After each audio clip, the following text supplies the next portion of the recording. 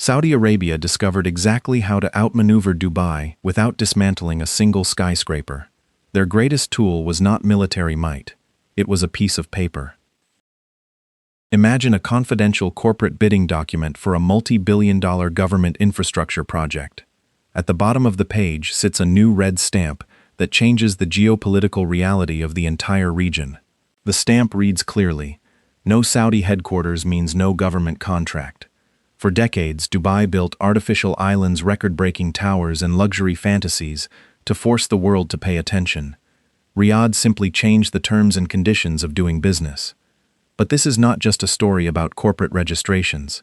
Dubai is quietly fighting a ruthless economic standoff on two entirely different fronts. On one side, a relentless external challenger is rewriting the rules of regional power. On the other side, the very economic engine that built Dubai is beginning to crack under severe structural pressure. The tourism model is straining, the environment is rebelling, and the monopoly has already collapsed. Dubai does not need to become an empty city to lose. It only needs to become optional. But Saudi Arabia harbors a critical vulnerability of its own, and that single flaw might be the only thing keeping Dubai at the top.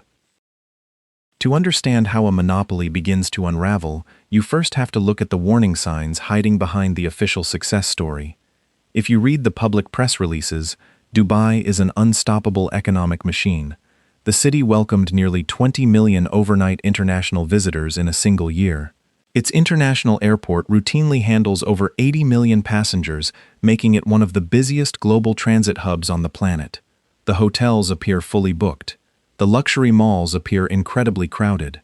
The official narrative is one of perpetual and flawless expansion. But record arrivals do not automatically mean the underlying economic system is healthy. The truth is that Dubai is a city built on the absolute assumption of endless growth, and that assumption is starting to generate a catastrophic structural bill. The first major fault lines are environmental and infrastructural. A tourism and real estate machine, engineered to completely defy natural limits, is now spending billions simply to keep those limits at bay. Consider the extreme weather events recently exposed. Unprecedented heavy rains paralyzed the city, submerging major highways, trapping residents in luxury towers, and shutting down the aviation hub for days. The floods revealed a very fragile reality. The surface of the city is immaculately polished, but the underlying drainage and support infrastructure is struggling to handle the sheer weight of its own continuous expansion. You cannot easily sell a flawless futuristic fantasy to global investors when your primary international runway resembles a shallow lake. Beyond the sudden climate shocks, the daily environmental maintenance is staggering. Keeping millions of square feet of retail and hospitality space perfectly chilled in temperatures exceeding 120 degrees Fahrenheit or 50 degrees Celsius requires a massive unseen consumption of water and energy. This is a system designed for a perfect world, but the world is becoming more volatile. The machine is still running right now, but the cost of basic operational maintenance is becoming incredibly heavy. Dubai is surviving its environmental reality, but the golden era of consequence-free growth is officially over. If external climate pressure was the only problem, Dubai could simply engineer and finance its way out, just as it always has. But the economic foundation itself is showing deep signs of fatigue. The real estate market in Dubai operates on a relentless cycle of constant new supply. Developers are continuously launching ultra-premium luxury villas and branded apartment towers at a blistering pace. However, this creates a dangerous over-reliance on speculative international buying rather than actual long-term occupation. We must separate the volume of transactions from the reality of the community. Property prices and rental costs have surged to levels that are fundamentally altering the demographics of the city. The middle-class professional, the exact human talent required to actually operate the daily mechanics of this massive tourism and financial engine, is being systematically priced out of the core districts. When nurses, teachers, mid-level managers, and hospitality staff can no longer afford to live reasonably close to their workplaces, the entire service economy begins to suffer from intense friction. Furthermore, the retail sector is experiencing a quiet transformation. The mega malls are undeniably full of people, but foot traffic does not equal financial conversion. Many tourists arrive, take their architectural pictures for social media, enjoy the air conditioning, and leave without participating deeply in the high-end local economy. The retail spaces outside the absolute premium tier are facing intense pressure to turn casual visitors into actual paying customers amidst global inflation. A city cannot survive entirely on window shoppers. Dubai built an economy that requires every new year to be significantly bigger and more profitable than the last. When you build tens of thousands of new hotel rooms and retail units, you do not just need a steady flow of tourists. You need an exponentially growing flow of tourists just to maintain the exact same profit margins. That is the hidden trap of the Dubai model. It is an economic bicycle that falls over the moment it stops accelerating. While Dubai wrestles with its own internal structural limits, the regional map has been completely redrawn right next door. For the last 20 years, Dubai operated under a very comfortable and highly profitable assumption. Its greatest regional export was never actually oil. It was the deeply held belief that every serious international company eventually needed a Dubai address. It was the unquestioned default gateway. If you wanted to do business in the broader Middle East, you flew into Dubai, you held your regional meetings in Dubai, and you occasionally traveled elsewhere before returning to your luxury apartment on the Palm.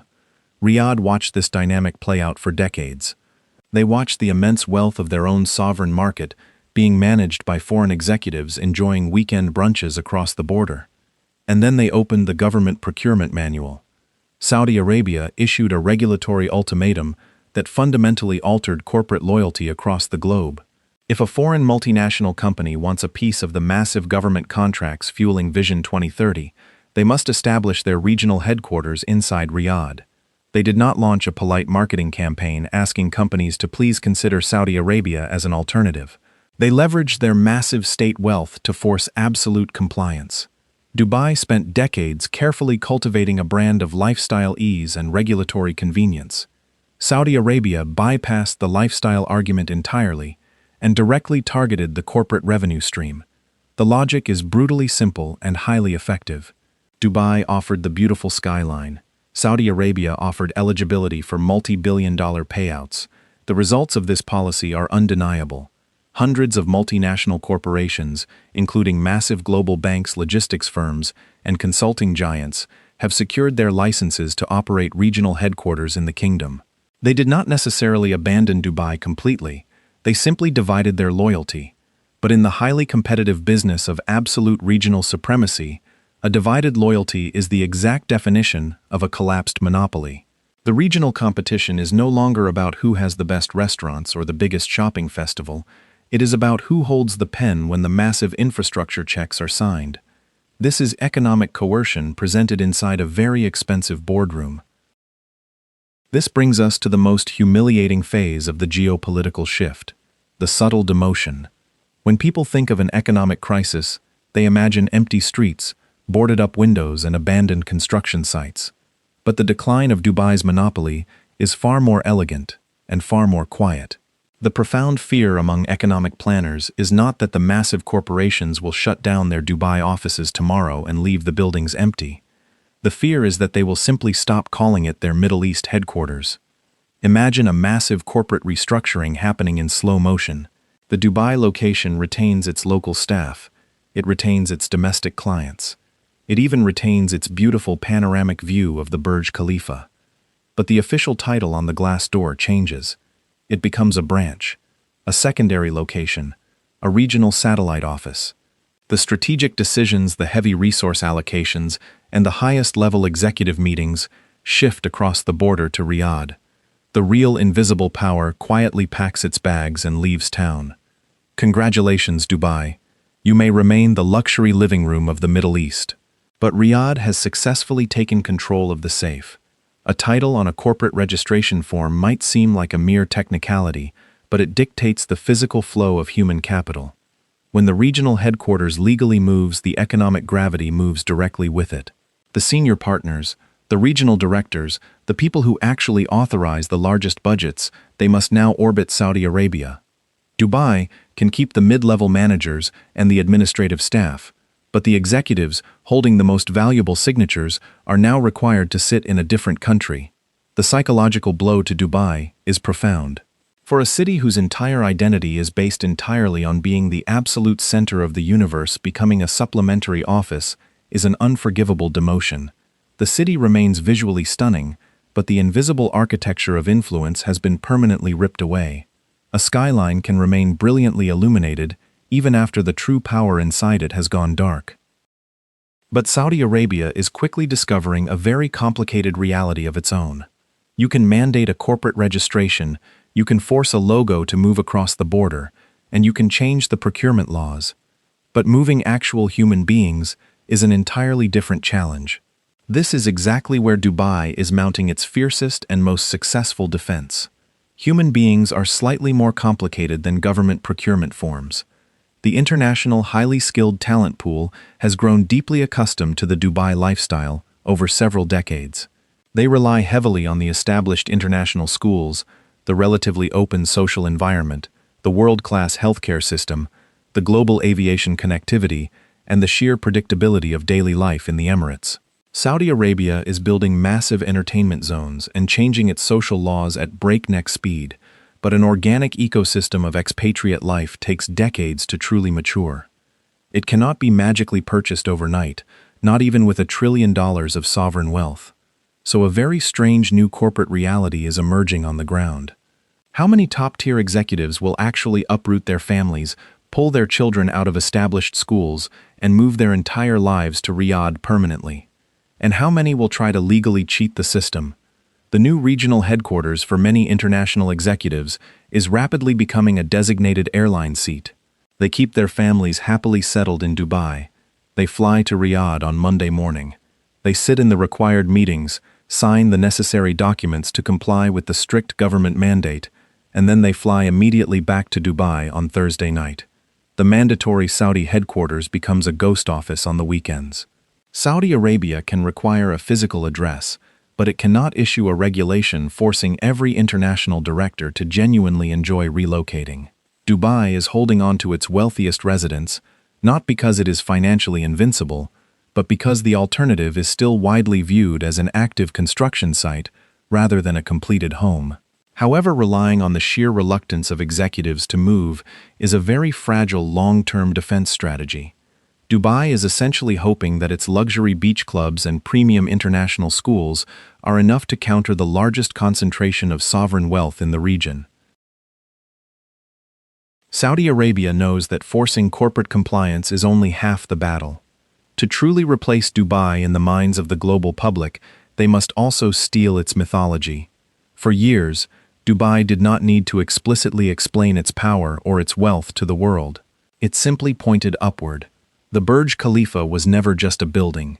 It was a massive global marketing campaign, cast in concrete and steel.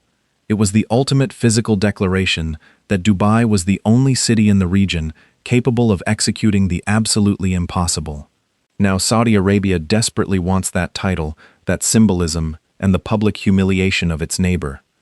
The Jeddah Tower is specifically designed to look down upon the Burj Khalifa. This is the architectural version of stating loudly that anything Dubai can build, Saudi Arabia can finance taller. The kingdom does not only want the closed-door board meetings and the corporate tax revenue, it wants the tallest and most visible decoration in the room. They want the millions of tourists who currently travel to Dubai, specifically to photograph the skyline, to redirect their international flights to Saudi airspace. But this obsession with extreme altitude reveals a deep strategic insecurity. A taller building does not automatically generate a more robust or sustainable economic ecosystem. A record-breaking structure is often a massive financial liability heavily disguised as an asset. Dubai learned this lesson the hard way, over many years, absorbing the immense maintenance costs and the required constant flow of global tourism just to keep its megaprojects financially viable. Saudi Arabia is now aggressively copying the exact strategy that is currently placing so much structural pressure on Dubai. They are engaging in a vanity competition, attempting to purchase global relevance by pouring billions of dollars into desert concrete. But true economic gravity is not measured in vertical meters. The real strategic advantage Saudi Arabia holds is still locked away in the government procurement manuals, not in the clouds above Jeddah. This brings us to the most sobering realization for Dubai. a realization that completely redefines what an economic collapse actually looks like in the modern era. Imagine a future Dubai that remains incredibly wealthy, crowded and visually beautiful, but no longer actually decides anything beyond its own borders. There are no abandoned luxury towers. There are no empty multi-lane highways. The premium beaches are still full of international tourists seeking the winter sun. The massive retail malls still sell luxury goods to passing travelers. The premium real estate market still finds wealthy international buyers looking for holiday homes. But a slow, cold decline has firmly taken root. The city is still breathing and functioning, but it is no longer the central brain of the Middle East.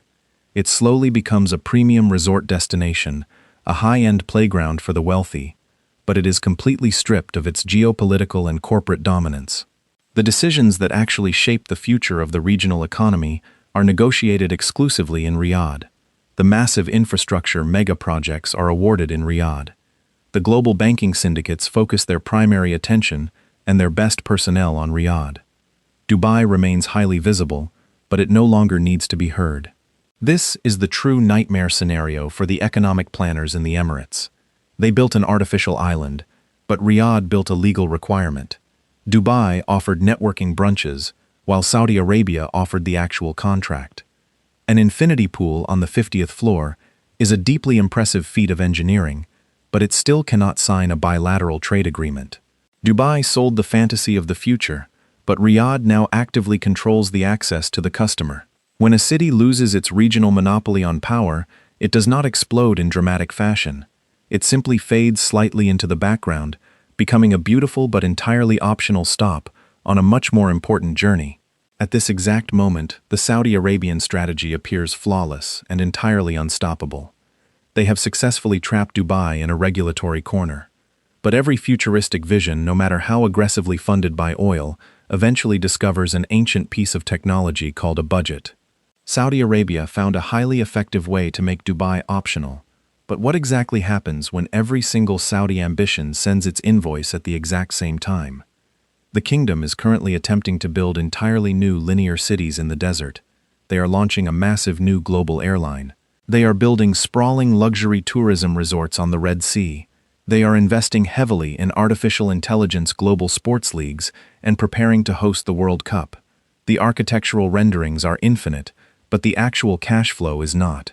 The reality of the fluctuating global oil market and the staggering financial cost of running simultaneous mega-projects is beginning to bite hard. Saudi Arabia recently projected a budget deficit of approximately $44 billion for the coming year. This is absolutely not proof that the kingdom is running out of money or facing bankruptcy. It is simply proof that even a sovereign wealth fund of that massive magnitude must eventually make difficult choices. Major projects are currently being reviewed. Timelines are being quietly stretched, and financial priorities are being rearranged. Developers backed by the state are actively seeking private capital to help fund World Cup stadiums because the government cannot rationally shoulder the entire financial burden alone. Saudi Arabia is quickly discovering the exact vulnerability that currently haunts Dubai. Building a brand new world is relatively easy when the money flows freely and without limit. Maintaining that world when the bills accumulate requires an entirely different kind of economic discipline. Saudi Arabia may be able to build higher than Dubai, and they may be able to legally force corporations to register their offices in Riyadh. But the hardest question moving forward is whether they can spend longer. The massive machine of their national ambition is consuming capital at a rate that is forcing them to reconsider exactly how many economic miracles they can afford to construct at the same time. The final verdict of this trillion-dollar rivalry is cold and absolute. Saudi Arabia has not physically replaced Dubai. It does not need to. Riyadh has already forced the international business community to acknowledge that Dubai can no longer represent the entire Middle East by itself. Dubai will certainly not disappear into the desert sands. Its massive aviation hub will continue to operate at a staggering scale. Its highly cyclical real estate market will continue its endless patterns of boom and strain. It will remain a vibrant, chaotic, and heavily pressured oasis of tourism and high-end retail. It may even remain busier, more familiar, and far more attractive to the international worker, simply looking for a comfortable life. But true geopolitical power is not measured only by how many tourists arrive at your international airport. Power is measured by how many people no longer have a choice. Saudi Arabia has successfully made Riyadh unavoidable. They have cleverly weaponized their market access to break the back of the Emirates' absolute supremacy. Once a second headquarters becomes a mandatory legal requirement, the first headquarters inherently loses its crown. The golden era of Dubai, standing completely alone at the top of the region, is decisively over. Dubai may keep the luxury beach club, but Saudi Arabia has firmly taken the board meeting. This documentary analysis is based on public economic data, corporate registrations, and regional policy shifts available at the time of research. Geopolitical and economic conditions in the region are highly fluid. This video analyzes systemic trends, tourism pressures, and macroeconomic strategies. It does not constitute financial investment or personal travel advice. The analysis of market competition is not intended to diminish the residents or the workforce of any nation mentioned. Some conclusions represent logical projections based on verified official regulations and market behavior. You have $1 billion, and you must choose a single Middle East headquarters today. Do you choose the established lifestyle and infrastructure of Dubai, or do you follow the massive government contracts to Riyadh? Name your choice in the comments below and give me the one single reason that could make you change your mind.